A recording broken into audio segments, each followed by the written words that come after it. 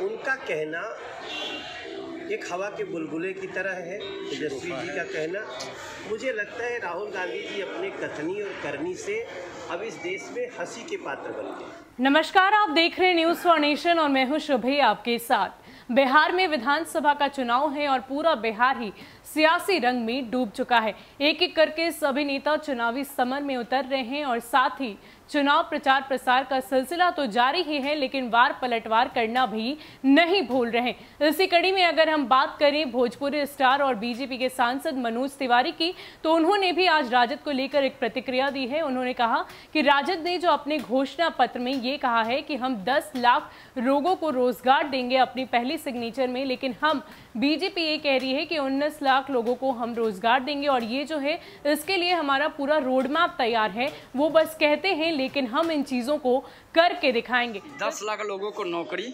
जितने लोग संविदा पे हैं सभी लोगों का वेतन दुगुना, और बोले कि उनके पैसे का इंतजाम होगा जो बजट में 40% खर्च नहीं होता है, और करप्शन को रोक करके।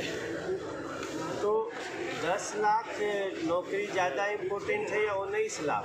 तो बीजेपी ने 19 लाख देने का वादा किया है और अभी तक तेजस्वी जी 10 लाख का भी कुछ हिसाब नहीं दे रहे हैं कि किस किस सेक्टर में देंगे।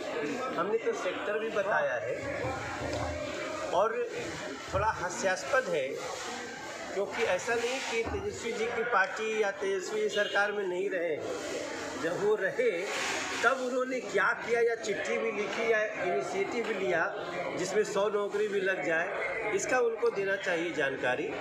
तो उनका कहना एक हवा के बुलबुले की तरह है, तेजस्वी जी का कहना, और भारतीय जनता पार्टी का कहना बहुत महत्वपूर्ण है, क्योंकि बीजेपी जो कहती है वो करके रहे। राहुल गांधी कल आए थे, उन्होंने इसके साथ ही उन्होंने राहुल गांधी के बारे में भी तंज कसा और ये कह दिया कि राहुल गांधी जो हैं वो सिर्फ पाकिस्तान और लद्दाख जैसी चीजों पर लोगों के बीच जाकर वोट की अपील करते हैं। वो एक हंसी का पात्र बन चुके हैं, क्योंकि वो कहते कुछ और हैं और करते कुछ और हैं।